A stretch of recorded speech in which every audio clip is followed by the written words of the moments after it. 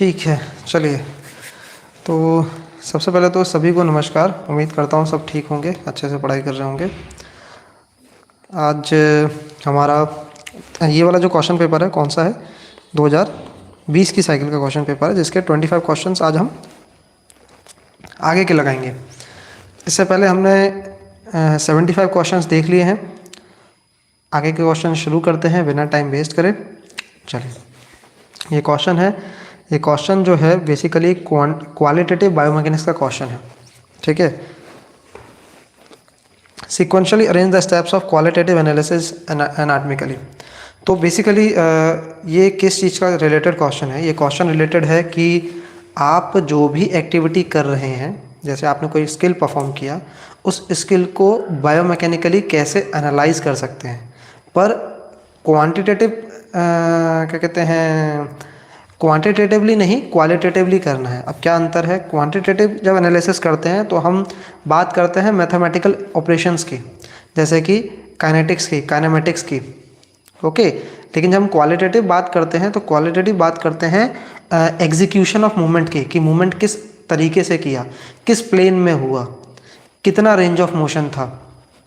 ठीक है। कौन सा मसल्स इन्वॉल्व था, कौन सा मसल्स इन्वॉल्व था, और किस टाइप का मसल एक्शन हुआ था, कंसेंट्रिक, एसेंट्रिक, आइसोमेट्रिक, ये सारी चीज़ें। ठीक है। तो आपको सबसे पहले देखना होगा, ये क्वेश्चन बहुत कॉन्सेप्चुअल क्वेश्चन है। ठीक है। और काफ़ी अच्छा क्वेश्चन भी है। इससे आपको ये समझ में आएगा कि जब भी आप किसी बच्चे को अगर आप देखेंगे और उसके स्किल को आपको एनालाइज करना है, टेक्निक को देखना है कि सही परफॉर्म कर रहा है कि नहीं कर रहा, तो उसमें स्टेप बताया गया है कि इसके अंदर कि किस तरह से आपको उस एग्जीक्यूशन ऑफ स्किल को एनालाइज करना है। ठीक है। तो सबसे पहला जो फेज़ होता है वो होता है टेम्पोरल फेज़। अब इस टेम्पोरल फेज़ का मतलब क्या होता है? टेम्पोरल फेज़ का मतलब होता है किस प्लेन में आप बच्चे को देखेंगे, टेक्निक को आप किस प्लेन में देखेंगे। जनरली 3 प्लेन होते हैं, sagittal, frontal and transverse plane, है ना। तो मूवमेंट को आप किस प्लेन में देखेंगे? सबसे पहले आपको मूवमेंट प्लेन में डिवाइड करना होगा। तो प्लेन हमने कर दिया। ठीक है। प्लेन में डिवाइड करने के बाद फिर क्या होता है, हमें ये देखना होता है कि कौन सा जॉइंट जो है वो इन्वॉल्व है। क्या नी जॉइंट इन्वॉल्व है, क्या हिप जॉइंट इन्वॉल्व है, क्या आपका शोल्डर जॉइंट इन्वॉल्व है। तो फिर हमें जॉइंट देखना होगा। ठीक है। जॉइंट के बाद हम देखेंगे कि कौन से टाइप का मसल एक्शन वहाँ पर हुआ है ना, कौन से टाइप का मसल एक्शन हुआ है और किस मसल्स में हुआ है। जैसे कि एग्जांपल के तौर पे अगर एक एग्जांपल लेते हैं, एल्बो फ्लेक्शन का एग्जांपल लेते हैं। ठीक है। तो एल्बो फ्लेक्शन हम कौन से प्लेन में देखेंगे, सबसे पहले ये डिसाइड करना है। तो हम देखेंगे सैजिटल प्लेन में। ठीक है। सैजिटल प्लेन में एल्बो फ्लेक्शन देख लिया हमने, सैजिटल प्लेन हो गया। इसके बाद हम क्या देखेंगे? इसके बाद हम देखेंगे कौन सा जॉइंट इन्वॉल्व हो रहा है। तो एल्बो जॉइंट इन्वॉल्व हो रहा है। एल्बो में क्या बोलेंगे? Humero ulnar joint. इसको क्या बोलते हैं? Humero ulnar joint. Elbow joint humero ulnar joint से बना है, मतलब ह्यूमरस और अल्ना से बना है। ठीक है। फिर देखेंगे कि किस टाइप का मसल एक्शन होता है, कौन से क्या कहते हैं जॉइंट के अंदर, ह्यूमरो अल्नर जॉइंट में। तो दो टाइप के मसल एक्शन होंगे, एक होगा कंसेंट्रिक, एक होगा इसेंट्रिक। पर हमें ये देखना है कि उस टेक्निक के अंदर कौन सा एक्शन हो रहा है, इसेंट्रिक हो रहा है या कंसेंट्रिक हो रहा है। जैसे एल्बो फ्लेक्शन, तो मसल्स के अंदर कौन सा एक्शन हो रहा होगा? कंसेंट्रिक एक्शन हो रहा होगा। ठीक है। कंसेंट्रिक एक्शन देखने के बाद ये देखेंगे कि कौन सा मसल्स इन्वॉल्व है। तो मसल कौन सा इन्वॉल्व है? तो आप बोलोगे बाइसेप्स, ब्राकियालिस, है ना, ब्राकियालिस हो गया, ब्राकियोरेडियालिस भी है, इन्वॉल्व होता है। ठीक है, आपने देख लिया। अब इसके बाद कहाँ जाएंगे? इसके बाद जाएंगे कि जॉइंट के बीच में एक्सेलरेशन कितना है। एक्सेलरेशन का सीधा सीधा मतलब है कि कितने तेजी से मूवमेंट वो हुआ है एल्बो जॉइंट के अंदर। तो एल्बो जॉइंट जैसे कि अगर मैं कॉन्ट्रैक्शन कर रहा हूँ, हाथ ऊपर नीचे लेके जा रहा हूँ, तो ये जो रेंज ऑफ मोशन में कवर कर रहा हूँ, ये कितनी तेज़ी से हो रहा है, स्पीड ऑफ मूवमेंट बेसिकली। तो यहाँ पे जो लिखा है ना मस्कुलर यहाँ पे जो लिखा है ना रैपिड जॉइंट एंगुलर एक्सेलरेशन, तो रैपिड मतलब तेज, एंगुलर एक्सेलरेशन यानी कि एंगुलर बेसिकली काइनेमेटिक्स का पार्ट है ये, है ना, एंगुलर मोशन का पार्ट है। तो चलिए क्वेश्चन नंबर 130 चलते हैं। 130 क्या बोल रहा है? हाँ, arrange in sequential manner the life cycle of malaria parasite in the host. तो लाइफ साइकिल बताना है मलेरिया पैरासाइट का। ठीक है। तो सबसे पहला फेज़ क्या होता है? देखो ये क्वेश्चन बहुत टफ है, क्वेश्चन नो डाउट बहुत टफ है, और बिना ऑप्शंस के नहीं हो, बिना ऑप्शन के आप इसे लगा नहीं पाएंगे। है ना, बिना ऑप्शन के आप इसके लगा नहीं पाएंगे। ठीक है, तो infected mosquito bites a person, E के बाद बी और सी दे रखा है, enter sporozoite enter human blood, ठीक है, सी हो गया, बी ई के बाद सी, फिर बी रखा है मल्टीप्लाई इन लिवर, सही है, फिर ए और फिर डी। ठीक है, ऑप्शन नंबर जो 4 है वो करेक्ट है। देखो सबसे पहले मॉस्किटो आपको काटेगा, फिर स्पोरोजाइट जो है, जो उसका क्या कहते हैं प्रोटोजोआ है मलेरिया का, जैसे हम स्पोरोजाइट बोलते हैं, ये ह्यूमन बॉडी के अंदर चला जाएगा, फिर ये मल्टीप्लाई करेगा कहाँ पे, लिवर के अंदर, फिर ये आपके रेड ब्लड सेल में घुस जाएगा, और फिर क्या होगा, human blood enters the mosquito, फिर दोबारा से जब मॉस्किटो काटेगा तो जो उस ह्यूमन का जो क्या कहते हैं ब्लड है वो मॉस्किटो के अंदर चला जाएगा, और वहाँ पे फिर से क्या होगा, मॉस्किटो की जो गट है उसके अंदर साइकिल कंटिन्यूस बनती जाएगी, किसकी, मलेरिया की, और वहाँ पे वो क्या बनेगा, फिर स्पोरोजाइट बनेगा फिर से, और फिर वही इन्फेक्टेड मॉस्किटो जो होगा वो आपको फिर से काटेगा। देखो जो मलेरिया की जो साइकिल होती है ना मेन, वो कहाँ चलती है, जो प्राइमरी उसका होस्ट होता है मलेरिया का, ध्यान से सुनिएगा, प्राइमरी होस्ट होता है फीमेल एनोफिलिस, ये होती है प्राइमरी क्या है, होस्ट है। फीमेल एनोफिलिस की गट में ही क्या होता है, फीमेल एनोफिलिस की गट के अंदर, गट यानी कि उसका, जैसे हमारा इंटेस्टाइन गट है ना पूरा, वैसे ही उन लोगों का डाइजेस्ट सिस्टम होगा, कोई गट कहते हैं उनका। ठीक है, तो उनका जो गट है, उस गट के अंदर वो साइकिल प्रोसेस पूरी चलती है, किसकी, मलेरिया साइकिल की, और वहाँ पे जाके वो स्पोरोजाइट बनते हैं। ठीक है, ये स्पोरोजाइट बनते कहाँ पे हैं, ये बनते हैं फीमेल एनोफिलिस के गट में। फिर जब कोई फीमेल एनोफिलिस जो इन्फेक्टेड है, जिसके अंदर मलेरिया का पैरासाइट है, वो काटेगा, काटने के बाद वो कहाँ जाएगा, ह्यूमन बॉडी के अंदर जाएगा, फिर वो लिवर में मल्टीप्लाई होगा, फिर वो रेड ब्लड सेल में जाएगा, फिर कोई एक दूसरा फीमेल एनोफिलिस आएगी, वो ह्यूमन ब्लड वो फिर से काटेगी, और काटेगी तो ह्यूमन ब्लड किसके अंदर चला जाएगा, उसी सेम फीमेल मॉस्किटो के अंदर चला जाएगा, फिर वहाँ पे वही उसकी गट के अंदर साइकिल जो है वो पूरी होगी मलेरिया की, गट मॉस्किटो के अंदर अलग साइकिल पूरी होती है। ठीक है, फिर वहाँ जब पूरी साइकिल हो जाएगी तो फिर से वो इस तरह से साइकिल जो है वो घूमेगी, जो कि यहाँ पे दिख रही है। तो 2 साइकिल चलती हैं, प्राइमरी होस्ट कौन होता है, फीमेल एनोफिलिस, सेकेंडरी होस्ट कौन होता है, ह्यूमन, ध्यान रखिएगा। चलिए आते हैं क्वेश्चन नंबर 31 पे, 131। ये भी बहुत इजी आंसर है इसका। Arrange the following phases of periodisation in order of importance of the development of flexibility. Periodisation लगाना है हमें यार, बहुत इजी है। प्रिपरेटरी 1 2 3, फिर उसके बाद कंपटीशन, फिर ट्रांजिशन फेज, इजी है ना, काफ़ी बार हमने पढ़ रखा है। तो बी सी डी ई ए,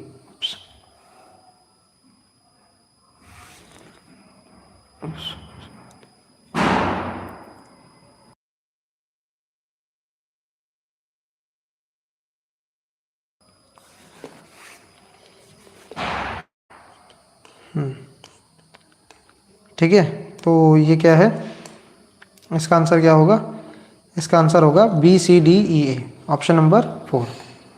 ठीक है, चलिए चलते हैं आगे क्वेश्चन नंबर नेक्स्ट पे 132। क्वेश्चन नंबर 132 क्या कह रहा है, arrange the sequence steps involve in sampling process. Sampling process में सीक्वेंस स्टेप लगाना है। सबसे पहले क्या होगा, choose between probability and non probability sampling, ठीक है, specify sampling unit, validate sample, determine necessary sample size, select appropriate sample frame. सबसे पहले क्या करना होता है, क्या, सबसे पहले हमें सैम्पलिंग फ्रेम तैयार करना होता है। सैम्पलिंग फ्रेम क्या होता है, देखो सबसे पहले सैम्पलिंग फ्रेम तैयार किया जाता है। ई के बाद होगा बी, ठीक है, यूनिट, प्रोबेबिलिटी, ठीक है, फिर होना चाहिए डिटरमाइन नेसेसरी, ठीक है, ऑप्शन नंबर 3 जो है वो करेक्ट है। देखो ध्यान से, सबसे पहले हमें सैंपल फ्रेम बनाना होता है। देखो सबसे पहले क्या होता है, अगर किसी भी सैंपल को हमें चूज़ करना है, सबसे पहले हमें पॉपुलेशन देखना होता है, किस पॉपुलेशन पे हमें स्टडी करनी है। ठीक है, तो इंडिया मान के चलो हमने स्टडी करनी है एथलीट्स के ऊपर स्टडी करनी है कि एंड्योरेंस एथलीट, एल्टीट्यूड ट्रेनिंग में एंड्योरेंस एथलीट पे क्या असर देखने को मिलता है, ठीक है ना।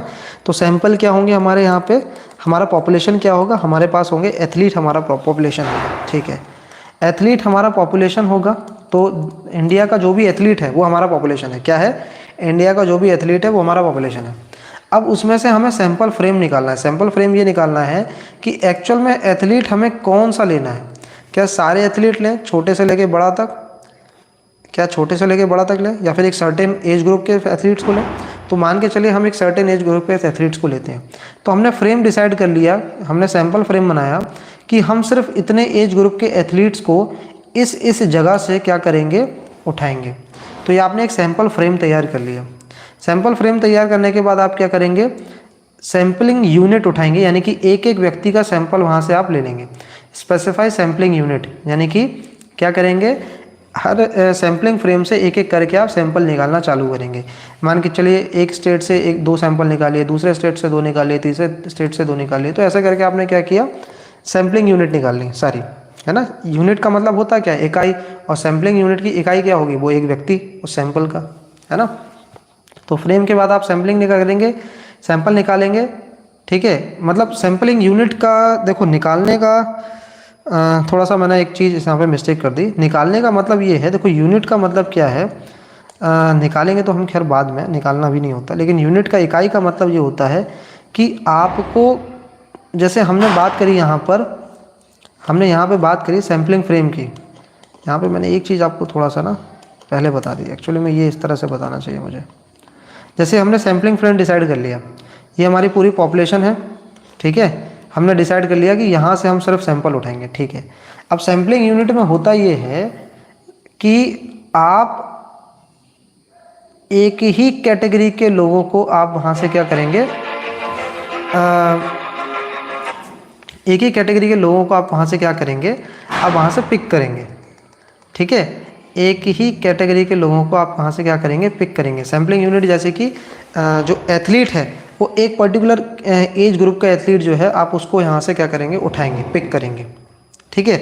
अच्छा, आपने डिसाइड कर लिया कि एक ही एज कैटेगरी के और एक सर्टेन जगह से आपको एथलीट उठाना है, ठीक है। ये आपने डिसाइड कर लिया, ये आपकी सैम्पलिंग यूनिट हो गई। अब बात है कि उठाना तो है, आपने देख लिया, पर वो उठाने का तरीका क्या होगा। तो वो तरीका कैसे लेंगे, आप लेंगे या तो प्रोबेबिलिटी सैम्पलिंग के थ्रू या फिर नॉन प्रोबेबिलिटी सैम्पलिंग के थ्रू, ठीक है ना। बी के बाद क्या आएगा, बी के बाद आपका आएगा ए। ये मेथडोलॉजी है सैम्पलिंग सिलेक्शन की, कि प्रोबेबिलिटी सैम्पलिंग लगाएंगे, नॉन प्रोबेबिलिटी लगाएंगे, ठीक है।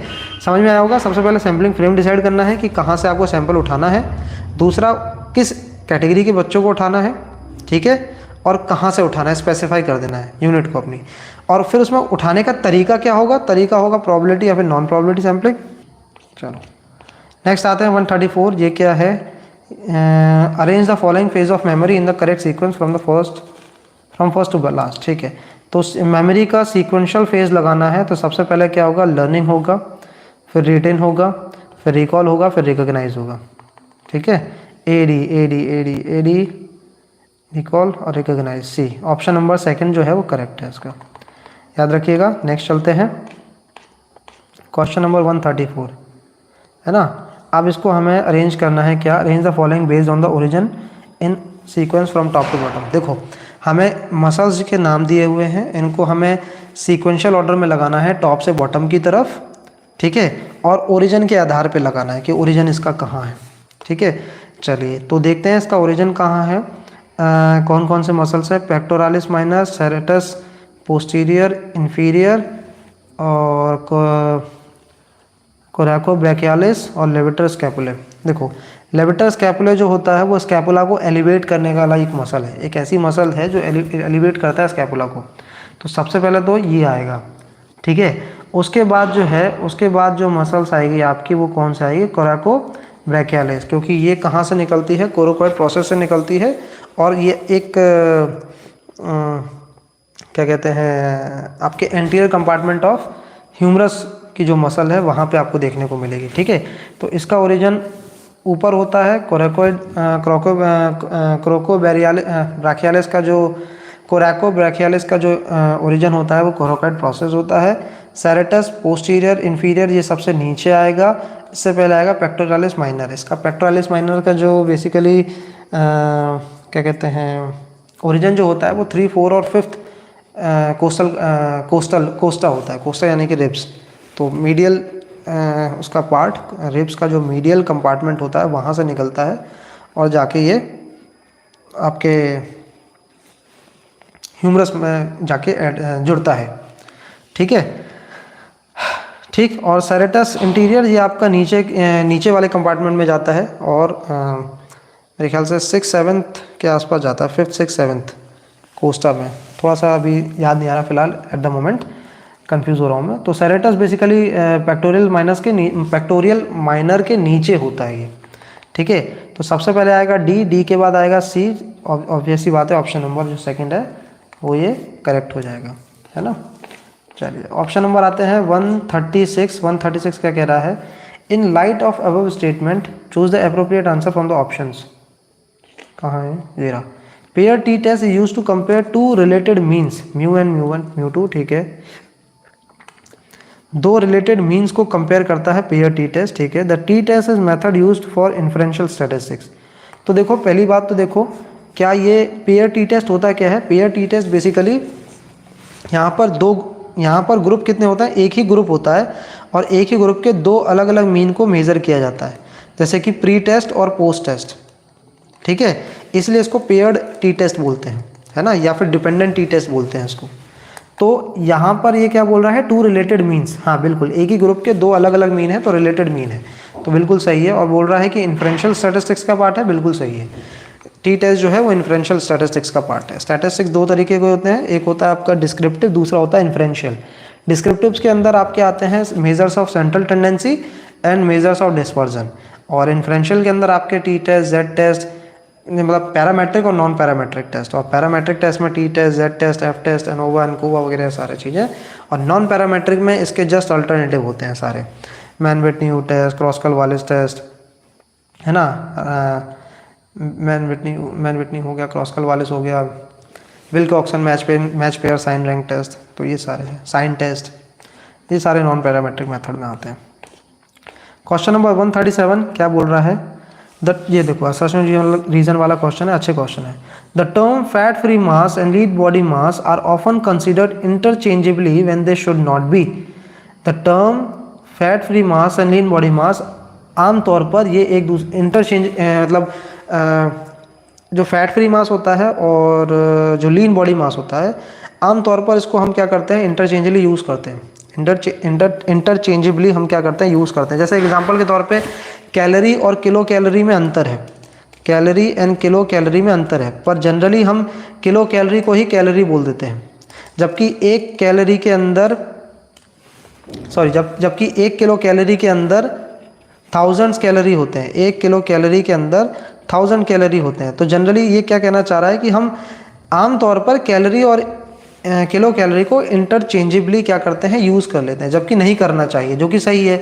और एक्चुअल में ये भी यही कह रहा है कि फैट मास और लीन मास आमतौर पर हम इसको एक दूसरे से एक्सचेंज कर लेते हैं कि ये दोनों का मतलब सेम ही होगा, पर जो कि नहीं होना चाहिए। बिल्कुल सही है, सही कह रहा है। क्यों नहीं होना चाहिए, उसका आंसर दिया होगा नीचे। The lean body mass contain a small percentage of essential fat stores perhaps much as 3%, ठीक है, chiefly within the central nervous system, marrow of bones and internal organs। तो बोल रहा है कि लीन बॉडी मास जो है उसके अंदर एसेंशियल फैट इंक्लूड होते हैं, जैसे कि कहाँ पे, सेंट्रल नर्वस सिस्टम में, बोन मैरो में, या फिर इंटरनल ऑर्गन में। इसीलिए जो फैट फ्री मास है और लीन बॉडी मास है, दोनों को एक दूसरे के साथ कंपेयर नहीं करना चाहिए। दोनों थोड़ा थोड़ा कुछ लेवल पे अलग हैं, कुछ लेवल पे क्या, काफ़ी अच्छे लेवल पे अलग हैं, ठीक है। तो असर्शन सही है, रीजन सही है और करेक्ट एक्सप्लेनेशन भी है। चलो आते हैं क्वेश्चन नंबर 138 क्या बोल रहा है। For vertical jump one goes down at first from standing position, ठीक है। वर्टिकल जंप के लिए किसी भी एक व्यक्ति को सबसे पहले क्या करना होता है, नीचे जाना पड़ता है। क्यों, क्योंकि going down from standing position increase the degree of stability. देखो अब वर्टिकल जंप के लिए जब हम नीचे जाते हैं तो क्या स्टेबिलिटी बढ़ाने के लिए जाते हैं, तो आंसर है नहीं, स्टेबिलिटी बढ़ाने के लिए नहीं जाते। लेकिन रीज़न बोल रहा है कि जब कोई नीचे जाता है तो डिग्री ऑफ स्टेबिलिटी बढ़ जाती है, तो आंसर है यस, बढ़ती है, क्योंकि सेंटर ऑफ मास जो है वो नीचे की तरफ आ जाता है। सेंटर ऑफ मास जितना सरफेस के पास होगा डिग्री ऑफ स्टेबिलिटी उतनी ज़्यादा होगी, सेंटर ऑफ मास सरफेस से जितना ऊपर होगा डिग्री ऑफ स्टेबिलिटी उतनी कम होगी। तो रीज़न सही है, असर्शन सही है, बट रीज़न उसका एक्सप्लेनेशन नहीं है असर्शन का। क्यों? क्योंकि नीचे जाने का जो पर्पज़ होता है वो होता है आपके स्ट्रेच शॉर्टनिंग साइकिल को इंक्रीज़ करना, पोटेंशिएट करना। क्या होता है स्ट्रेच शॉर्टनिंग साइकिल? बेसिकली एक तरह का ऐसा मैकेनिज्म है जहाँ पर आपकी मसल्स पहले स्ट्रेच होती है और फिर वो शॉर्टन होती है। स्ट्रेच होने से फ़ायदा क्या होता है कि उसके अंदर पोटेंशियल एनर्जी बढ़ जाती है, इलास्टिक एनर्जी बढ़ जाती है, जिससे कि आपका जंप जो होगा, वर्टिकल जंप की जो क्या कहते हैं डिस्टेंस आप कवर करोगे वर्टिकल, वो ज़्यादा करोगे। ठीक है ना? तो बेसिकली वो एक इफेक्टिव मेथड होता है वर्टिकल जंप को बढ़ाने के लिए। कौन सा? Stretch shortening cycle. और नीचे जाने का पर्पज़ ही होता है स्ट्रेच शॉर्टनिंग साइकिल को पोटेंशिएट करना। चलो क्वेश्चन नंबर आते हैं, ये वाला क्या है क्वेश्चन कौन सा है? ये है 139। 139 क्या बोल रहा है? कह रहा है कि assertion female athlete should be allowed to train and compete in any sports during menstruation provide that they know that no unpleasant symptoms will occur at that क्या लिखा है? एट नहीं, सॉरी एंड है, सॉरी, हाँ शुरू से पढ़ते हैं। Female athlete should be allowed to train and compete in any sports during menstruation provided that they know that no unpleasant symptoms will occur and that their performance will not be greatly affected। ठीक है, female athletes को जो है वो allow करना चाहिए और किस चीज़ के लिए? compete करने के लिए या फिर ट्रेन करने के लिए किसी भी स्पोर्ट्स के अंदर उनके मेंस्ट्रुएशन पीरियड के दौरान। ठीक है, ये बताने के साथ साथ प्रोवाइडेड दैट दे नो, उनको पता होना चाहिए, दैट नो, उनको ये बताया जाए कि, प्रोवाइडेड दैट दे नो, उनको ये बताया जाए कि किसी भी तरह का कोई भी अनप्लेजेंट सिम्टम देखने को नहीं मिलेगा जब भी आप वो परफॉर्म करेंगे, और वो आपकी परफॉर्मेंस पे किसी तरह का कोई भी प्रभाव नहीं डालेगा। ठीक है, a mild exercise does not appear to have a significant effect on menstrual disorder. Mild effect does not appear, अगर आप थोड़ा माइल्ड जो एक्सरसाइज यानी कि थोड़े लेवल पे अगर आप एक्सरसाइज करेंगे तो वो उतना ज़्यादा सिग्निफिकेंट इम्पैक्ट नहीं डालेगा मेंस्ट्रुअल डिसऑर्डर के। ठीक है ना? Mild exercise does not appear to have a significant effect on menstrual disorder. थोड़ी एक्सरसाइज करेंगे तो मेंस्ट्रुअल डिसऑर्डर पे कोई ज़्यादा इफेक्ट नहीं देखने को मिलेगा, लेकिन heavy intensity training, competition induce amenorrhoea in some athletes are not very uncommon. Are not very uncommon का मतलब होता है वेरी कॉमन, नॉट अनकॉमन यानी कि कॉमन, सिंपल। ठीक है, तो जो फीमेल एथलीट बहुत ज़्यादा इंटेंस वर्कआउट करती हैं, ठीक है, ट्रेनिंग के दौरान या फिर कंपटीशन के दौरान, उनके अंदर ट्रेनिंग इंड्यूस अमेनोरिया हो सकता है। ट्रेनिंग इंड्यूस अमेनोरिया का मतलब होता है सेकेंडरी, बेसिकली इसको बोलते हैं, क्या कहते हैं,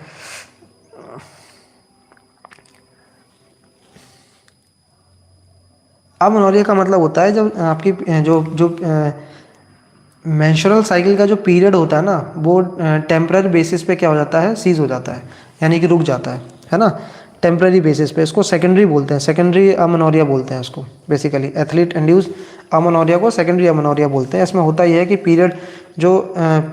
पीरियड होते हैं ना फीमेल के, तो इनकी 28 डेज़ की साइकिल होती है।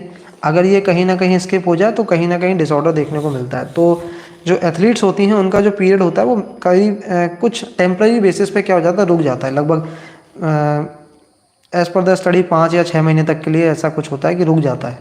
तो वो एक एक्सरसाइज इंड्यूस अमेनोरिया होता है। तो है तो बेसिकली वो भी डिसऑर्डर, पर वो कब होता है? जब बहुत ज़्यादा हाई इंटेंसिटी एक्सरसाइज करें तब। ठीक है ना? अच्छा, बात ये है कि क्या ये सही है, क्या ये सही है? तो आंसर देखो कितना जो क्वेश्चन बहुत कॉम्प्लिकेटेड है। बात यह है कि ये भी ठीक है और ये भी ठीक है अपनी जगह, पर एक्सप्लेनेशन नहीं है।